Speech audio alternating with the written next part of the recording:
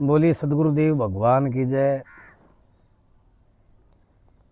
जमाना है और जमाने में हमने भक्ति करनी है और परमपिता परमात्मा को प्राप्त करना है। तो सबसे पहला हमारा जो कर्म है वो है सत्व भाव को प्राप्त करना। यदि हम सत्व भाव में, सत्व गुण में वास करते हैं तो ऐसा करने से हमारे जो बुद्धि के विकार हैं वो समाप्त होने लगेंगे। मन के अंदर ठहराव आने लगेगा और जो हमारा इष्ट है उसके प्रति हमारा प्रेम बढ़ेगा। और आम जन कहता है कि भाई भव से पार उतरने के लिए गुरु की आवश्यकता है। जब तक हम संयम में नहीं होंगे, हमारे अंदर संयम नहीं होगा और बुद्धि ठीक तरह हमको नहीं देगी, अच्छे विचार हमारे अंदर नहीं होंगे, तो हम पशु के समान होंगे। और जब व्यक्ति के अंदर पशु वृत्ति होती है तो उसे अच्छे और बुरे का निर्णय नहीं होता। जब हम गुरु की तलाश में निकलते हैं, गुरु चाहते हैं, तो देखिए नरेंद्र जी ने रामकृष्ण परमहंस जी को गुरु जी बनाया। उससे पहले उन्होंने उसकी सेवा की, जांच लिया, परख लिया और भव से पार होने का मार्ग मान लिया, अपने मन में गुरु जी मान लिया। यदि हम मन चित्त बुद्धि से विचार नहीं करते हैं, यदि हम जिसे गुरु बना रहे हैं वो धर्म का पिता है और पूरा जीवन हमने उसको अर्पण करना है और उसी के सहारे ला करके इस भाव को हमने पार करना है, तो कहीं हम अनजान को गुरु न बना ले, हमारे जीवन में फिर भी भटकना न रहे, हम दुखी तो नहीं हो जाएंगे। गुरु बनाने से पहले अपने आप थोड़ा सा संयम बरतें, विचारें, बुद्धि को परमार्थ में लगाएं, परोपकार में लगाएं, भगवान की सेवा में लगाएं और उस भगवान से प्रार्थना करें कि हे प्रभु आप मुझे ऐसा गुरु जी प्रदान करो जिसके आशीर्वाद से, जिसकी कृपा से मैं भव से पार हो जाऊं। एक भाई ने कमेंट किया कि जी यदि मन चित्त बुद्धि और अहंकार को हमने डांट लिया तो फिर गुरु बनाने की आवश्यकता की है। आवश्यकता है। कोर्ट में यदि वकील के ऊपर कोई केस होगा तो उसने वकील करना पड़ेगा।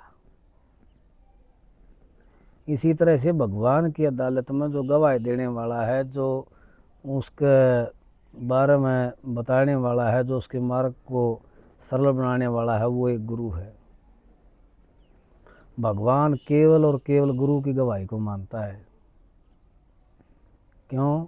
क्योंकि भगवान ने जितने भी अवतार लिए हैं उनमें भी श्री कृष्ण जी ने, राम जी ने, बुद्ध जी ने, सब ने गुरु बनाया है, शिक्षा ग्रहण करी है और लीलाएं दिखाई हैं हमको कि भाई बगैर गुरु के भव पार नहीं होगा, जीवन सरल नहीं होगा। आदर्श आप किसी को मान लो, आप जिसको मानोगे उसी के माध्यम से भगवान आपकी रक्षा करेगा। यदि गुरु बना लिया तो गुरु के प्रति पूर्ण समर्पण होना चाहिए।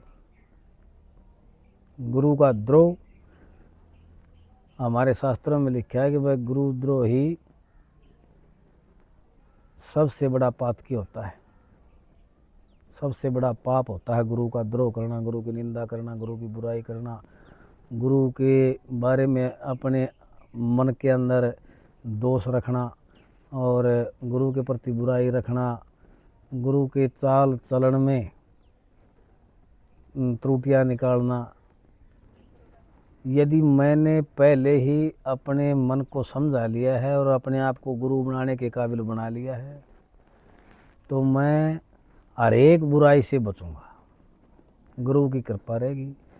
और मेरे आसपास में, मेरे घर परिवार में सुख शांति सुख समृद्धि रहेगी। गुरु का आशीर्वाद अवश्य ही फलदायी होगा। इसलिए व्यक्ति को चाहिए आपा मत है, आत्म मंथन करे और गुरु की सेवा में निष्काम भाव से, बिना स्वार्थ के, बिना छल के जो व्यक्ति अपने गुरु की सेवा करता है, गुरु आज्ञा अविचारणीय, गुरु की आज्ञा बिना विचार की होती है, उस पर कभी संदेह नहीं करना चाहिए। क्या पता किस भाव में, किस अवस्था में, किस स्थिति के अंदर गुरु जी हमको क्या शिक्षा देना चाहता है। गुरु सात समंदर मसी करूं लेखनी बन राय, फिर भी गुरु जी आपकी महिमा लिखी न जाए, ये ऐसा श्लोक है कोई। तो यदि हम सातों समुद्रों की स्याही बना लें और सभी वृक्षों की कलम बना लें तो गुरु की महिमा को हम नहीं लिख सकते, उसका पार हम नहीं पा सकते, क्योंकि जो गुरु होता है वो साक्षात भगवान होता है। और जो भगवान है वो सभी विषयों से, इंद्रियों से, मन चित्त बुद्धि से परे, परात पर यत स ब्रह्म, परे से भी जो पर है वही ब्रह्म है। इसीलिए उस ब्रह्म को जानने के लिए व्यक्ति को कठिन से कठिन तपश्चर्या करनी पड़ती है, तब जाकर के भगवान का आशीर्वाद मिलता है। वो अपना साक्षात्कार देता है, वो अपने चतुर्भुज स्वरूप का दर्शन कराता है। और वो किसके कारण होता है? केवल गुरु जी के कारण। यदि गुरु जी उत्तम ज्ञान देने वाला है और भगवान के मर्म को जानने वाला है तो उसका शिष्य असफल नहीं हो सकता। इसीलिए गुरु बनाने से पूर्व अपने आप पर विचार करें, क्या मैं गुरु बनाने के काबिल हूँ? कोई फौज में लगने के काबिल नहीं है तो क्या फौज उसको ले लेगी? कोई अफसर लगने, आईपीएस, एसपीएस, आईपीएस आदि जो अफसर बने हैं, यदि वो काबिलियत नहीं है तो क्या उसको आईपीएस हम बना लेंगे, एसआई हम बना लेंगे, इंस्पेक्टर हम बना लेंगे? नहीं। तो जिस रास्ते हमने जाना है, जिस मंजिल को हमने पाना है, पहले अपने आप को तैयार करना होता है। अपने आप को तैयार करो, फिर सतगुरु जी की शरण में लेके जाओ और सतगुरु की जो आज्ञा है, जो कर्म है, उस पर विश्वास रखो, उसकी वाणी पर विश्वास रखो, जिससे हम परब्रह्म परमात्मा को प्राप्त कर सकते हैं। बोली सद्गुरुदेव भगवान की।